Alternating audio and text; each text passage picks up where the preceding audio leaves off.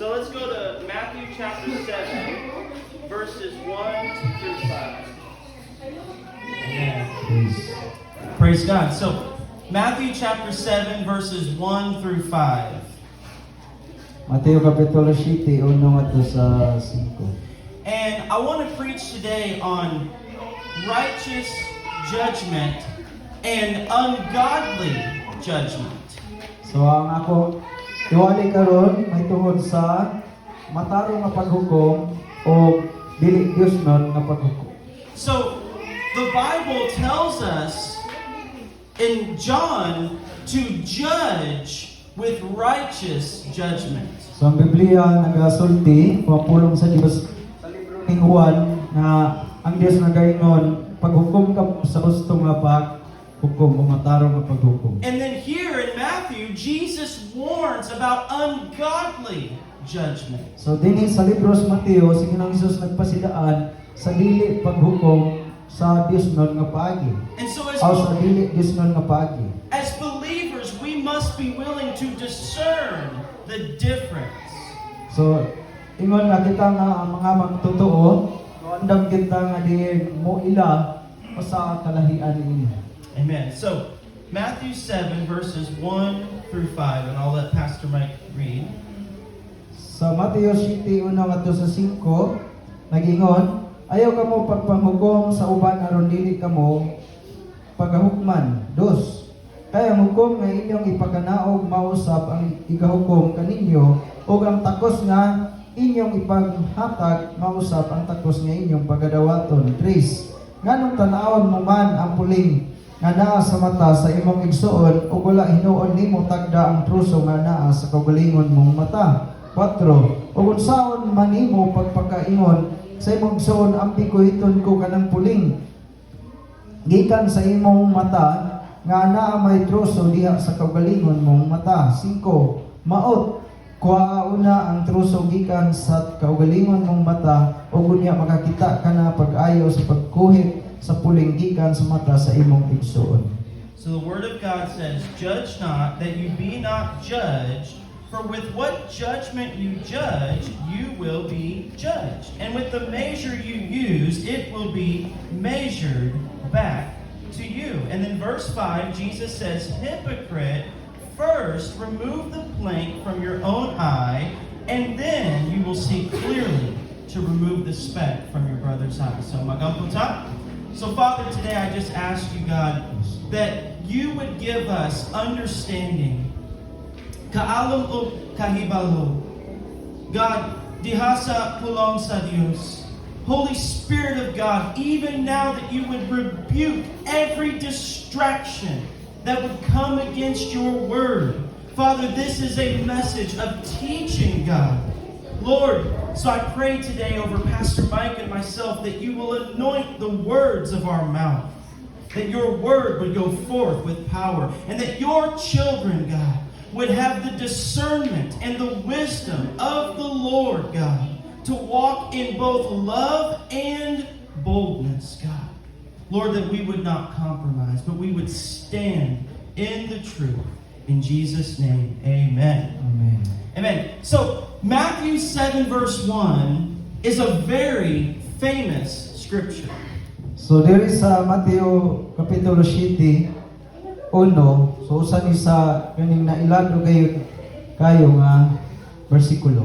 He says, "Judge not, that you be not judged." Kay kini nagaingon nga ayaw kamo pagpanghukom aron kamo dili pagahukman. And even many non-Christians know that verse. Bisan pa daghang mga dili Kristohano nakahibalo nini mao nga bersikulo. When you speak out against sin, Sa diha nga din musulti ka batok sa sala, when you speak out against homosexuality, sa diha nga din musulti ka mahitungod sa pagmakihilawason, abortion, o din sa paglaglag sa mga gisabak nga mga bata, or the pagkuha, darkness of this age, o din sa kangit-ngitan ni nga kalibutana o panahona. this is the verse that many will quote.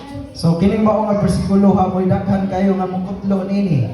judge not that you be not judged. O moingon nga din ayaw paghukom aron di ka pagahukman. But we must understand the whole context of God's word. Apan kinahanglan nato nga sakto nga kinatibuk-an gayud nga sulod sa maong kapitulo sa pulong sa Dios. Because Jesus is talking about hypocritical judgment. Tungod kay si Ginoong Hesus siya nagasulti may tungod sa kining sangkapaw nga paghukom. And we know this because of verse 3. O dinhi ato nga masayran diri sa bersikulo 3. Why do you look at the speck in your brother's eye, but you do not consider the plank in your own eye? Nagingon diri nga nung tanawon mo man ang puling nga naa sa mata sa imong igsuon ug wala hinuon nimo tagda ang truso nga naa sa kaugalingon mong mata. And then verse 5, hypocrite, first, unang, remove the plank from your eye, then you will see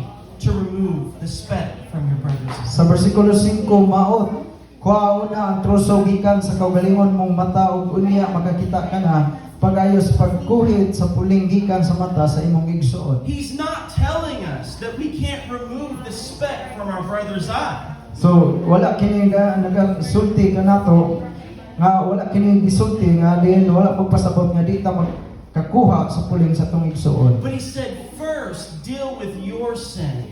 Apan nagingon diri nga apan una kuhaon una nato ang ato nga sala. And when you are walking with God, O din maglakaw ta kauban sa Dios. now you can help others to get right with O God. din ni ana nga paagi magkatabang ta sa uban nga din mahimo sila nga husto sa tubangan sa Dios. So the first ungodly judgment So una mao kini nga dili Diosnon nga paghukom. is when we have hypocritical judgment. O kini siya gisulti ingon nga sama sa kining salingkapaw nga di paghukom. Now, let's go to Romans chapter 2. I want to show you an example of what the Bible talks about. So ang pagkita kaninyo usa sa tawon diri himplo sa Roma kapitulo 2. Romans chapter 2, verse 1. Therefore, you are inexcusable, O man, whoever you are, who judge, for in whatever you judge another, you condemn yourself, for you practice the same things.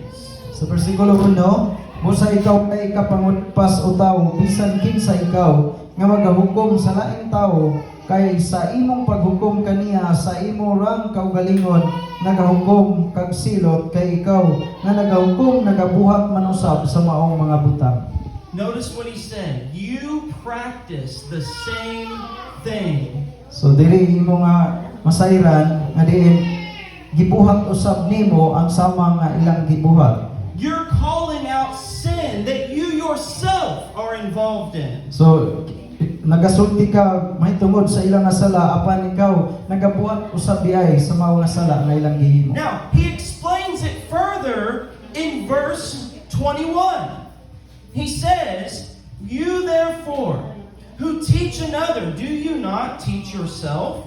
You who preach that a man should not steal, do you steal? Verse 22. You who say, do not commit adultery, do you commit adultery? You who abhor idols, do you rob temples? So diri gidugang pagyud ang pagpasabot nagingon diri sa 21 nan karon ikaw nga nagapanudlo sa uban dili ba usab nimo tudloan ang imong kaugalingon ikaw nga nagawali batok sa pagpangawat nagapangawat ka ba 22 ikaw nga nagaingon nga ang tao kinahanglan dili manapaw nanapaw ka ba ikaw nga ngilaran og mga larawan nagapangawat ka ba sa sulod sa ilang mga templo? So he said, you're preaching that others should not steal, but do you steal yourself? So nagingon diri nga imong giwalihan ang uban nga ayaw pangawat unya ikaw nagapangawat pud diay. See, when the Bible tells us judge not, Sa diha nga din ang Biblia nagaingon nga ayaw paghukom. it's not telling us to compromise the truth. So kini wala gisulti aron nga din atong ipahiuyon na lamang ang kamatuoran It's niini. warning us to first examine our life.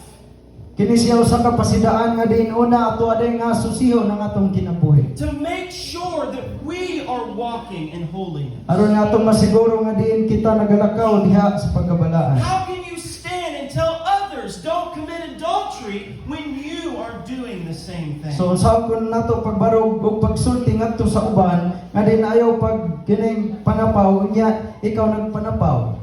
See, that's hypocritical judgment. So kini siya usa di ay ka sa ningkapaw nga paghukom. Jesus said, "Woe to the hypocrite." So si Ginoong Hesus nagingon alaot kamo mga maot. He warned the hypocrite. Siya nagapasidaan sa mga tigpakaron ingnon. See? So that's what the Word of God is talking about. So, example, Judas. So atong tanaw ng kinabuhi ni Judas. There was a woman who broke oil over Jesus. Adunay usa ka babae nga din sa tubangan ni Ginoong Hesus, iya gibuak ang gisunlan sa iyang lana. And it was 1 year's salary. So usa kini siya sama kini siya sa usa ka kining tuig nga diin sweldo suhol. And Jesus was pleased with her sacrifice. Og diin si Ginoong Hesus nalipay sa iyang kining halad nga gihimo. But Judas said, well, we could have given the money to the poor. Si Judas ningingon pud siya nga diin pwede man nga diin ato nga ihatag ang mao nga halin sa mao nga ngadto sa mga kabos. But the Bible said he did not care for the poor. Apan ang Biblia nagasulti nga diin si Judas wala gayud may nagpakabana sa mga kabos. But he was a thief who was stealing from the ministry. Apan siya hinuon nakaplagan nga diin siya nagapangawat sa mga butang nga diin para sa puluhaton. He was accusing this woman. Og diin siya nagahatag lamang og kining pagsumbong mahitungod niini mao nga babae. While he himself was in darkness. Kaya ang iya din kaugalingon anaa sa kangitngit. That's ungodly judgment. Usa kana dili disnon gayud nga paagi sa paghukom. Now, let's go to Romans chapter 14. Sa Roma kapitulo 14. So, the second ungodly judgment. So ikaduha mao kini nga dili disnon nga paagi sa paghukom. And this is adding to the word of God and judging others. So usa lamang kini nga din sa magadugang sa pulong sa Ginoo unya gigamit aron sa paghukom sa uban. Now, Romans 14 verse 4 through 5 says, "Who are you to judge another's servant? To his own master he stands or falls. Indeed, he will be made to stand, for God is able to make him stand." Verse 5, "One person esteems one day above another, another esteems every day alike. Let each be fully convinced in his own mind." Would someone read the Messiah? 4:5. Kinsay basa. Let's go. Verse 4:5. Yung pulong sa Diyos na nakakita sa Roma, Kapitulo 14, versikulo 4 ngadto sa 5. Si kinsa ka ba nga maghukom sa sulugoon sa lain nga tao? Sa iyang kaugalingon nga agalon siya, nagatindog kung siya. Kaya ang Diyos gamahanan sa pagpatindog kaniya. 5. Usa ka tao nga nagapakamahal sa usa ka adlaw nga labi kay sa usa. Ang laing tao nagapakamahal sa tanan nga mga adlaw. Pasagdi ang tagsa-tagsa nga masayod sa puko sa iyang kaugalingon unang-una. Now, he's talking about the day of worship. So kini siya sulti sa adlaw sa pagsimba. So, in the New Testament, we are not commanded a specific day. Sa daan nga tugon wala gayud kining sugo nga diin do na gayoy gitumo nga usa lang ka adlaw. That's why we can go to Plaga on Saturday. So mao kana nga diin kining makaadto ta sa laing adlaw ngadto sa Plagatasanon. Or Baptist on Friday. O adto Amen? pod sa kining lipata Because- bante sa Matag Bernis. In the New Covenant, we have liberty in the day that we worship. Tungod kay sa bagong kasabutan adun tay kining kagawasan sa daw nga diin kita magtigom aron sa But pagsimba. there are some who would pass for those who don't have church on a Sunday. Apan dunay pipila nga diin mihatag sa paghukom sa kanila nga diin wala magsimba o nagasimba Domingo. So he gives another example with the food that people eat. So naghatag pud siya lain nga diin lantawon isang ehemplo nga diin diri ang tao nagkakaon siya pinagis o sa mga pagkaon hukman sila. He says in verse 2 that some believe they can only eat vegetables. Sa nagingon diri sa bersikulo 2 nga diin dunay uban nga diin pipila ka tawo dili muka og mga utanon. But another believes he can eat all things. Apan aduna po'y mga tawo nga diin makakaon sila bisan unsa. He's talking about personal conviction. Kini siya nagasulti may tungod sa personal gayud nga diin iya nga kabalihong pagbati. There are some Christians who are convicted not to drink coffee. So doon na po yung mga Kristohanon nga din para nila dili sila gusto mag-inom og kape. Others, like all of us here, we love our coffee, amen? Ang uban parehas nato tanan diri. Kape ray wala. The Bible is speaking about personal conviction.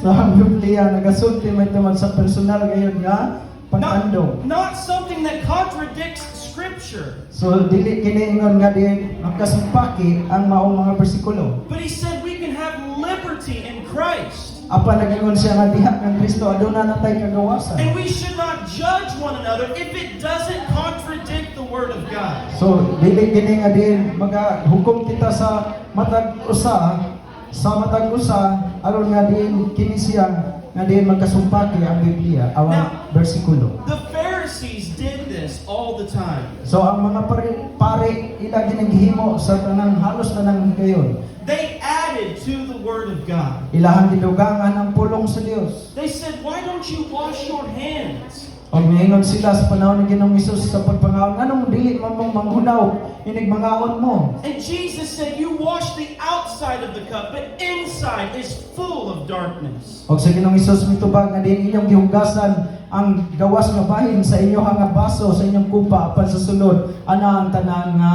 kabaho. See, this kind of judgment, So kini siya usa ka klase sa paghukom.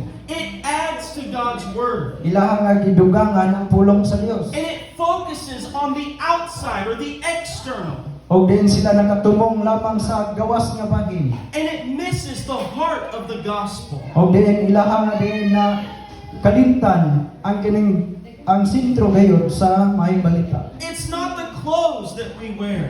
So dili kini siya sinina nga diin ato lang gisuot. It's not the food that we eat. Dili lamang nga kini nagpasabot sa pagkaon nga atong ginakaon. None of those things will save you. So walay usa ni ana nga mao nga butang nga makaluwas But kanato. it's the gospel of Jesus Christ. Apan kana lamang maayong balita may tungod kang Ginoong Hesus. And there are Christians who have focused on the external. So ingon nga kita mga Kristohanon, kita tumbong gayon sa kinatibuk-an ini sa sulod ug sa gawas. And they have missed the heart of the gospel. So og din ilahang nagtaligaman ang din sentro gayon sa kining maayong balita. See, the Bible calls us to repent, So ang Biblia nagasulti kanato, nagtawag na din maghinulsulta. to turn from sin. Na din atong talikdan dihaan ang atong sala. But it does not tell us to add to Scripture. Apan wala nagasulti kanato ngan ang mga bersikulo. Amen? Amen. So the third ungodly judgment. Let's go to the book of James So chapter 2. katulong sa dili disnon nga paghukom. Santiago chapter 2. Sa Santiago kapitulo 2. And verse 1 through 4. If Unang someone 4. would like to read the Messiah. So kinsa may mobasa sa Bisaya. Okay. Ulong sa Dios nga ginon diri sa Santiago kapitulo 2 bersikulo 1 at 4. 1 hanggang sa 4. Aton kani ang mga igsoon kamo nga nagtuo sa atong halangdong Ginoong Hesukristo.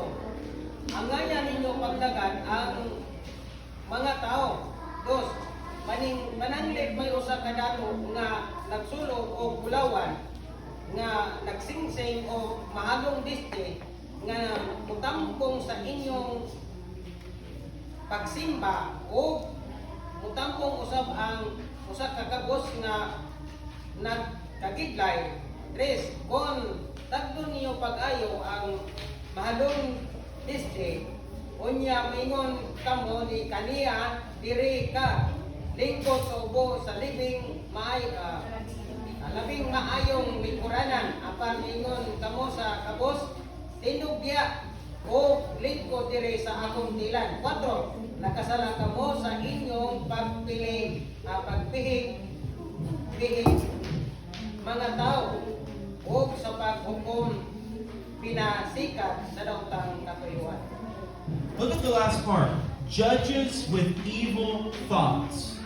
So diri sa katapusan nga bahin nga din nagahukom sa pinaagi sa dili maayo. So, the third ungodly judgment is personal favoritism. So ikatulo sa Diosnon nga paghukom kaning pagpihig-pihig og tawo. This is pili-pili. showing favor based on status, position, or even money. So kanang pagpili og tawo base lamang sa mga kana profesyon, kanang mga kahibalo o din mga bahandi o din sa iha nga paggawas nga kaning imong makita. He says in verse 5, "Listen, my beloved brethren, has God not chosen the poor of this world to be rich in faith and heirs of the kingdom which he promised to those who love him?" Sa bersikulo 5 nagingon diri sa man kapitulo 2, paminaw kamo hinigugma ko nga mga igsoon, dili ba gipili man sa Dios ang mga kabos dinhi sa kalibutan aron mahimong dato sa pagtuo og mga manununod sa gingharian nga iyang gisaad kanila nga nagahigugma kaniya. Amen? We are rich in the Lord Jesus Christ. So sa tubangan ni Ginoong Hesus kita giila niya nga diin mga dato.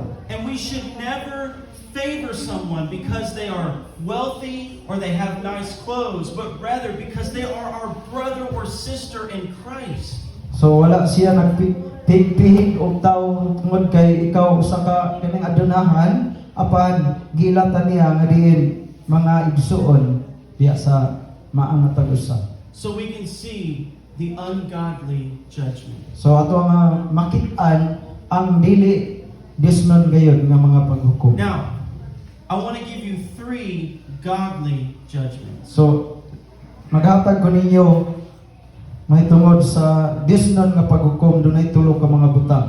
Let's go to John chapter 7 verse 24. Sa Juan kapitulo 7 bersikulo 24. Jesus said, "Do not judge according to appearance, but judge with righteous judgment." Do not judge according to appearance, but judge with righteous judgment. Sa bersikulo 24, ayaw na kamo pagpanghukom pinasikag sa panagway, hinunua pagpanghukom kamo sa matarong nga paghukom. Notice he said, judge with righteous judgment. So diri atong masayran nga din nagingon diri pagpanghukom kamo sa husto nga pagpanghukom. That's why it's important to be a student of God's Word. So mao ka na nga importante kayo nga din kita managtuon gayon diha sa pulong sa Ginoo. To understand the context. Aron nga atong sabton ang kinatibuk-an gayon nga din sulod sa pulong sa As Ginoo. Christians, we have the authority of God's Word. Kita nga mga Kristohanon gihatagan tag katungod pinaagi sa iyang nga pulong na otoridad nga iyang gihatag kanato. We have our senses to judge between good and evil. So aduna kita nga kining pagbati nga din ato nga magamit aron sa magpag-ila sa unsa man ang dautan o maayo. Now, number 1, we can make a judgment on the darkness of this age. So una nga din magkahukom ta may tungod sa kangit-ngit nining kapanahonan o kalibutan So, karon. Ephesians chapter 5, verse 11. Sa libro sa Efeso 5 bersikulo 11. So the Word of God says, and have no fellowship with the unfruitful works of darkness, but rather expose them. Ephesians Sa versikulo 11 sa kapitulo 5 sa Efeso, o ayaw kamo pag-ambit sa mga dili mabungahon buhat sa kangitngit hinunua kinahanglan ibutyag ninyo kini. Notice he said, expose them. So diri ato masayan nga di nagingon ibutyag ninyo kini. We should not be afraid to expose the works of darkness. So dili kita ngay mahadlok nga di mo butyag sa mga buhat sa kangitngit. Jesus said, the world hates me Kay si Ginoong Hesus nagaingon ang kalibutan nagdumot kanako. because I testify that its deeds are evil. Tungod kay ako nagapamatuod man nga ang ilang mga buhat dautan. Jesus exposed darkness. Sa Ginoong Hesus iyang gibutyag ang mga buhat sa kangitngit. He said, I am the light of the world, Pag mingon siya ako maong kahayag sa kalibutan. and the one who follows me will not walk in darkness, Bisan kinsa nga magasunod kana o di na maglakaw pa sa but they kangitngit. will have the light of life. Kay di nakabaton na sila o kamo sa kahayag sa kinabuhi. And the Bible says God is light and there is no darkness in O him. ang Biblia nagasulti nga ang Dios mao ang kahayag ug diha kaniya wala kayo'y kangitngit. The word says, you were darkness, but now you are light in the Lord. So ang pulong sa Dios nagingon kamo kaniadto kangit naas kangitngit apan karon kahayag na tungod sa Ginoo. Now, we see the works of darkness all around us. So atong makita ang mga buhat sa kangitngit sa atong mga palibot. We see violence. So aduna kay mga pagpanamhang, We see persecution in different nations. aduna kay mga paglutos sa nagkalain-laing mga nasod. We see idolatry. So atong makita ang mga daghang klases mga Dios-Dios. We see homosexuality. Adunay mga pagpakighilawas. We see Christians compromising. Ato nga makita nga daghang mga Kristohano nagpahiuyon na lang niini. Preachers compromising. Atong makita nga daghang nga mga magwawali nagpahiuyon na usab niini. Churches who don't preach the gospel. So dunay mga kasibahanan nga wala gyud magwali sa tinuod nga maayong balita. And the Bible says we can expose the works of darkness. Ang Biblia nagasulti nga din makahimo kita sa pagbutyag sa mga buhat sa kangitngit. We should never be afraid to call out sin. So dili kayo kita mahadlok na mosulti mahitungod anang maong klases mga sala. We should be bold in God's O word. kinahanglan kayo kita magmaisugon diha sa pulong sa Ginoo. Now the second godly judgment, 1 Corinthians chapter 5. So ikaduha sa Dios nun nga paghukom diha makita sa unang Korinto. 1 Corinthians chapter 5. Unang Korinto kapitulo 5. And this is dealing with a sinning brother. So kini siya nagpasabot sa usa ka igsoon nga diin nahulog sa sala. Now, verse 9 through 11. He says, 11 nga to 9 nga to sa 11. He said, I wrote to you not to keep company with sexually immoral people. Yet I certainly did not mean the sexually immoral people of the world, or with covetous or extortioners, idolaters, since then you would need to go out of the world. But now I have written to you not to keep company with anyone named a brother who is sexually immoral, covetous, idolater, reviler, drunkard, extortioner, not even to eat with such a person. Verses 9 through 11. Gikaingnan ko na kamo sa akong pagsulat kaninyo nga dili kamo magpakigkauban sa mga makihilawason. Jeez.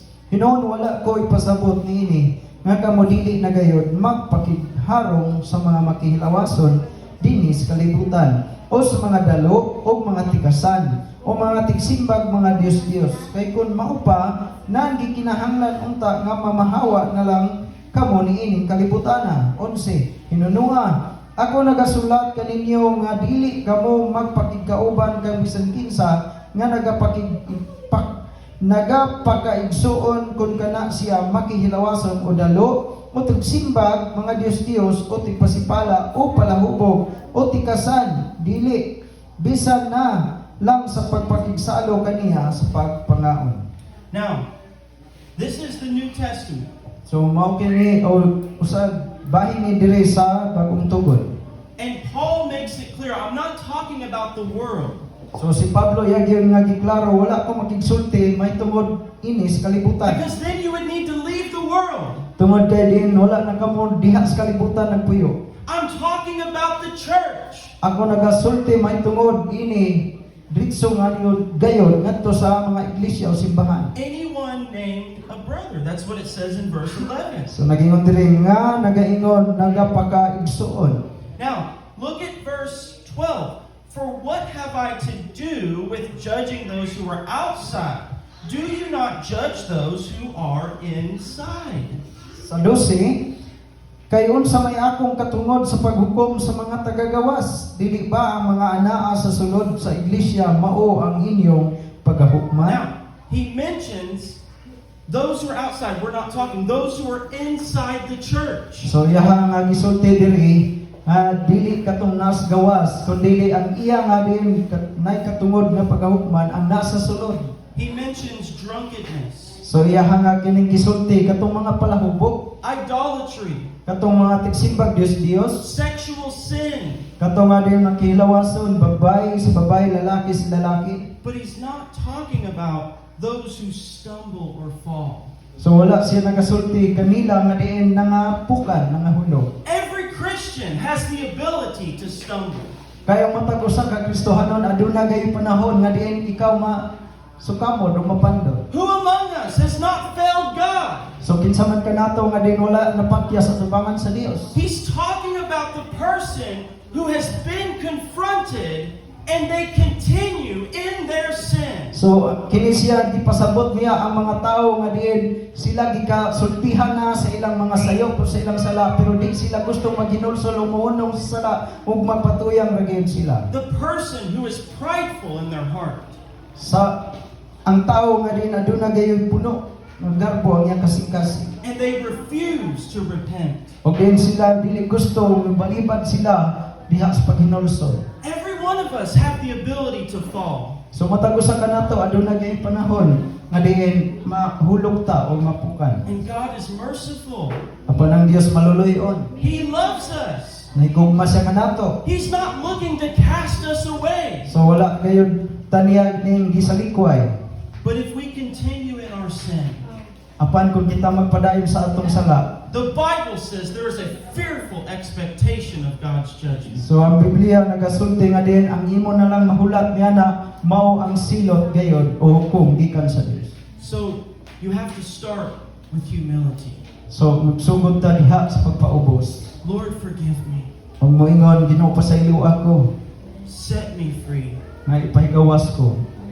If you're humble, God is always walking with you. Kung magpaubos ta ang Dios kanunay gid siya nga din mukuyog sa atong mga paglakaw pagkinabuhi. Even in your failures, Bisan pa sa at imuhang mga kapakyasan. He's not going to just give up on you.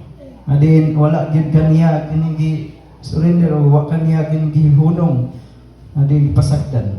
But this talks of the person who will not receive the correction of the Lord. Apan kini nga mao nga bersikulo nagapasabot kini sa mga tawo nga dili mo angkon o dili mo dawat og mga pagkoreksyon o pagbadlo. Do you know what Jesus said? So inyo ba nga nasayra ano sa gisulti ni Ginoong Hesus? It's in Matthew 18. You can read it later. Sa Mateo kapitulo 18 nga din ato ni nga basahon ron.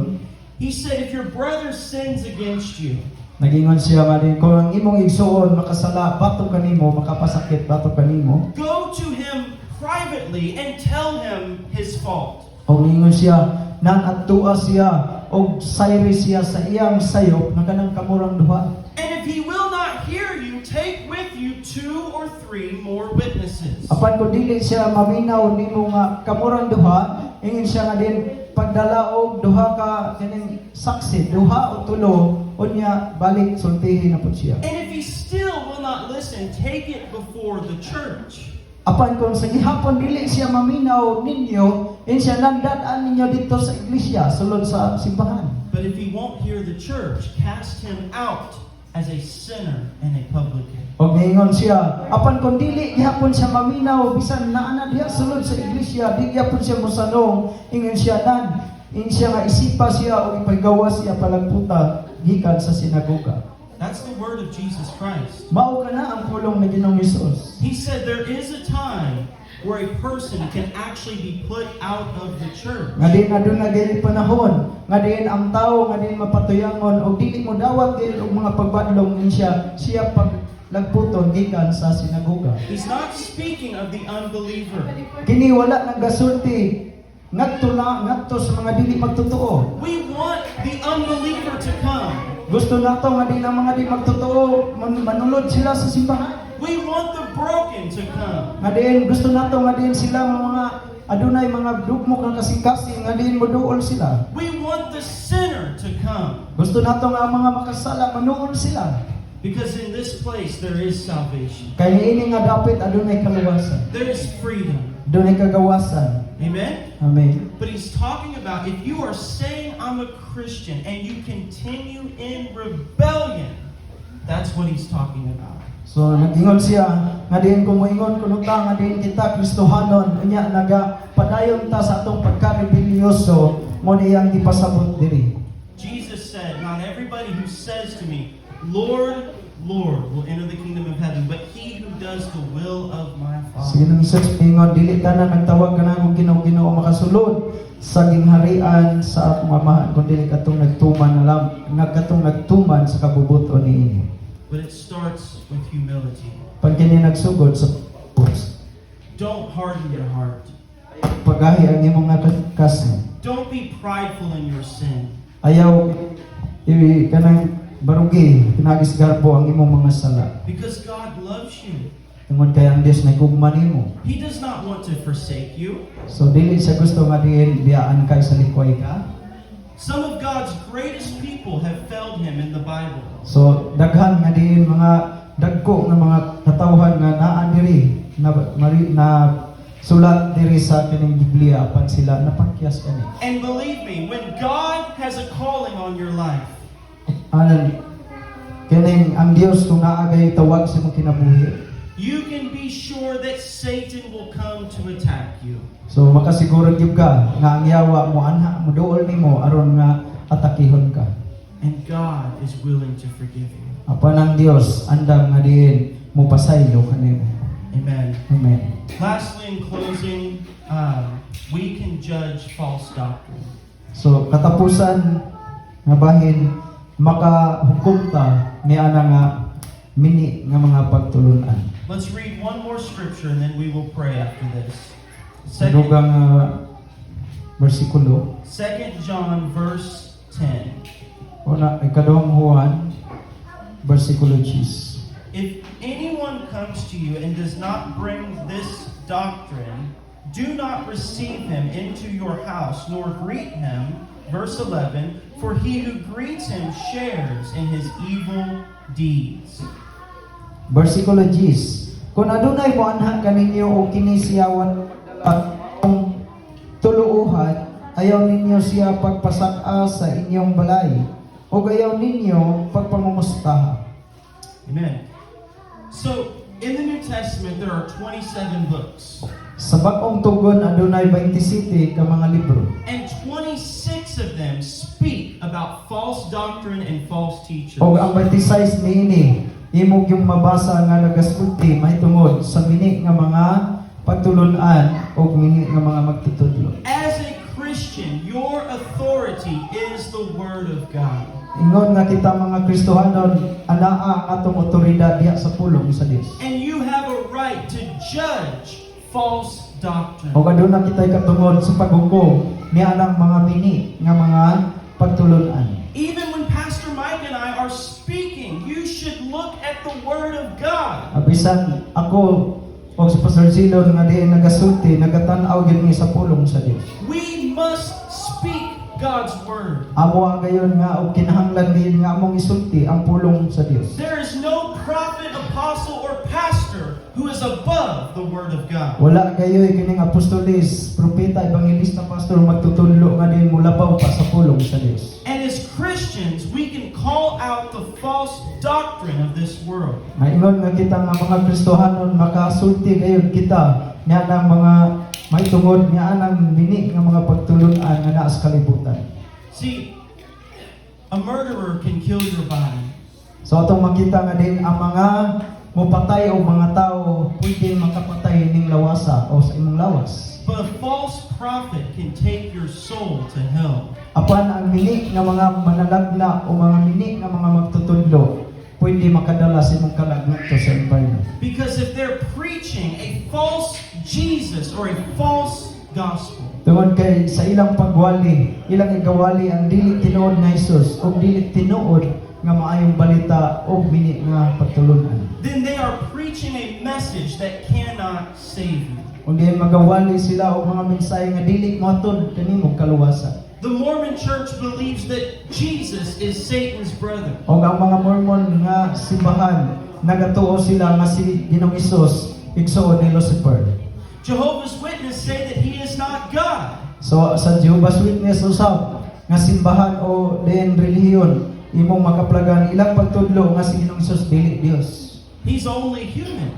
So para nila tao ra. But the Bible says God was manifested in the flesh. Apan ang Biblia nagasulti nga diin ang Dios ang Dios ang pulong nahimong unod nadayag sa unod. So if anyone is preaching a Jesus that is not of this Bible, So din naa may magawali nga diin wala ni dinhi sa Biblia kanang Hesus dili mo giwali. we have the authority to judge it as heretical and false in the sight O of di na God. doon na kita'y katungod o otoridad nga din makahukom niini.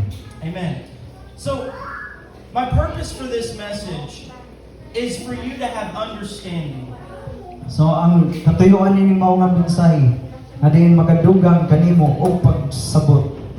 That we don't want to have critical hearts. So wala kayo kining mga pagsaway o din pagtamay diha nga sa kasing-kasing. We're not looking for faults in others. So wala ta magtan-aw kung unsa ang pag pili sa uban. In fact, love believes the best. Nga din ang Dios din o ang gugma din nagapili din ngadto sa pinakamaayo. But we also refuse to compromise the Word of God. Apan kita gayon atong dumilian nga din ang pulong sa Ginoo aton na lang ipahiuyon. Jesus said to be wise as serpents and harmless as doves. Og si Jesus nagasulti nga din kita mahimo ta nga din sama sa lampating malubog og diin mahimo ta malamon sama sa serpente. Jesus was gentle. Kay si Ginoong Hesus malubog. He loved the sinner. Nahigugma siya sa mga makasala. But he was bold in the face of the Pharisees. Apan siya magtugon nga din niya tubang sa mga Pariseo ug may badlong. He was bold when it was time to be bold. Nga din siya gayon nagmaisugon nga din sa iyang panahon. Amen? So, let us understand all of God's Word and take it to heart. Praise So, God. ato nga sabton ang kinatibuk-an gayon ng pulong sa Ginoo ug atong ibutang sa ato nga kasing-kasing. Hallelujah. So ato nga hinumduman. So kung balikon ang isulti ni Pastor Jilon, ingon siya dito nga diin ang mga tao ang mga tao nga mga mamamatay og tao pwede makapatay ning lawasan nato. Apan ang mga magtutudlo nga diin mga nagsunod o nagtudlo sa mini nga mga pagtulunan kung musunod ka ang imong kalag dat-o nila sa impyerno. Mao nga importante kay mga igsoon nga sa ato nga kinabuhi mo bitaw nga pag mo tan-aw din ta unsa may mga doktrina, unsa may pagtulunan ani nga simbahana. Di ba? Kay usay murag sayon-sayonon ra sa tawo kanang pagbalin-balin. Ya? Sayon-sayonon ra kayo sa mga tao, sa mga Kristohanon, dagang pipila nga din sayon-sayonon ra ba ng paglukso. Di ba? Nya wala ka magtan-aw, imo nga tan-aw dinha unsa man gyud ang kining gitudlo. Kay kun ang imong gisunod, ang imong nasudlan, nagtudlo na siya nga diin dili mahatod og kaluwasan o pagkabalaan sa imong kinabuhi. Surely kanang imong kalag balunon gina nila sa inferno. Ano ang mga mining magtutudlo, mga mini nga propeta, ingon ang pulong sa Ginoo, walay luna sa gingharian sa Dios. Natanawa ang mga Pariseo ginan mga maot, mga hipokrito. No? Sumunod sa mga igsoon sa atong nga kinabuhi. Di ba? Usahay ang tao magtan-aw sa kadasig, usahay ang tao sa kasadya, dili na diha kutob. No? Kay dili tanang panahon sadya. Di ba? Dili tanang panahon sadya. No? Di tanang higayon. Kaya ang tinuod nga pagkamasimbahon, munay giingon, bisan pag dili pa na sadya, mingaw pa na. Kay naay mga panahon, gitugot sa Ginoo, kadiin magsimba ka nga ikaw ra. Di ba? Nga makasimba pa kang ikaw ra. Ha? Kasimba pa tang gitara.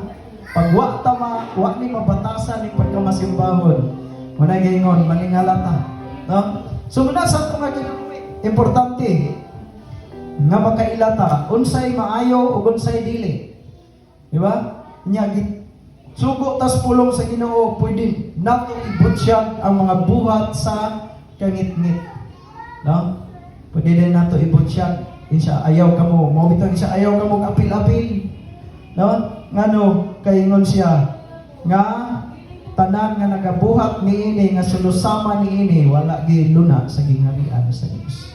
No? So muna padayon ta mga igsuon, muna padayon ta magtuon sa pulong sa Ginoo, nya atong tipigan sa atong kasing-kasing aron do na tay pulong sa Dios nga atong magamit. Hallelujah, manindog ta. Praise God.